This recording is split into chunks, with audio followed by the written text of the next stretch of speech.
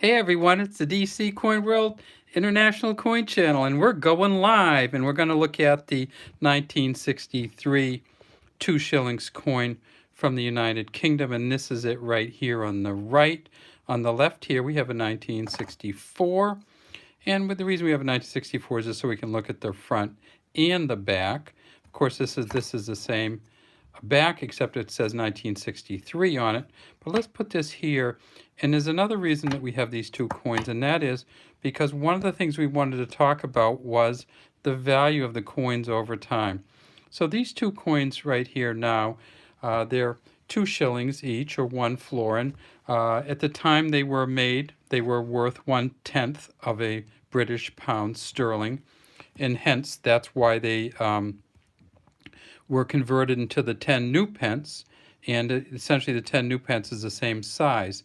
At the time these came out in 1963 and 1964, they were worth about, let me see, they were worth 1/10 of a pound each, but they were also valued against the Canadian dollar. And so they were worth about 60 cents Canadian. And so in 1964, 4 shillings was 60 cents Canadian. That's because of the exchange rate was about 3 to the dollar. In other words, a British pound was worth about 3 Canadian dollars. And so when these first came out, these coins were all worth the same amount. But there's a big difference between them now in terms of value. These two Canadian coins on the bottom, 60 cents Canadian, are now worth approximately $8.50 US. Where these two at the top, the 63 and the 64 2 shillings coins, right now are worth about $1.25 US. And that's because the Canadian coins, of course, are silver. And so because of the silver content of the Canadian coins, the value has increased over time. And the pound sterling, of course, these weren't really pound sterling because I think that was 1946 or I guess the Currency Act of 1946 changed these from silver to a copper nickel.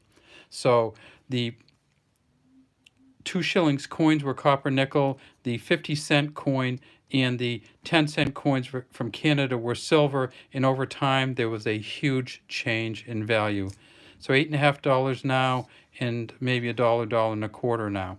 Let's look at these coins though, because this one specifically, the 1963, is just spectacular. And when we look at it, we see that it is a Mary Gillick first portrait, and this portrait was on the 2 shillings coins for its whole lifetime from 1954, this particular one from 1954 until 1970. And we see another reason that I had the two of them is to show the difference between a coin that is almost uncirculated and a coin that's been circulated. And look at the way you can see the knot in her ribbon, you can see the lines in her hair, you can see the indentations in her face and her cheek. This mark here is just a coin mark that came from the mint. You can see actually her shirt or gown. You can see the folds in here that you can't see in this one.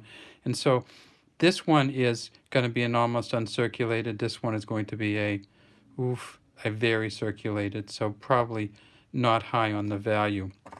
We see this beaded exterior here. We see a little bit of coloring here, but this, you know what this is from? This is actually from the packaging. These were put in a plastic packaging that kind of sometimes gets on the coins.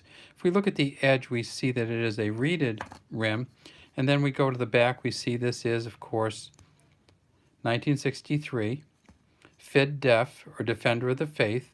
This is the English rose in the center, 2 shillings, or the Tudor rose for the House of Tudor. And then as we go around the outside, we see that we have the Welsh leek, the Irish shamrock, and the Scottish thistle. So as we go around the outside right here, we see it says there's a thistle, shamrock, leek, shamrock, thistle, leek, thistle, shamrock, thistle, shamrock, thistle. And then if we go way, way down in here and we bring it up as far as we can, we see there is an EF here and a CT. And of course the CT is the famed engraver Cecil Thomas, and the EF is Edgar Fuller. Now these coins are a little harder to get now, but they're still not that hard to get. Now look at the back. When we magnify the back, you see that these are all attached. And I want to just show you that versus the front. And see how these are beaded here. And these are attached here. And that is because this coin got flattened somehow. And actually it made it kind of one. So this coin, once you look at that, is maybe quite as good condition as it could have been, but it's still pretty darn good condition. All right, so is it worth having one of these? You bet it is, because it's a beautiful coin. Is it, does it increase in value like silver would? You bet it doesn't.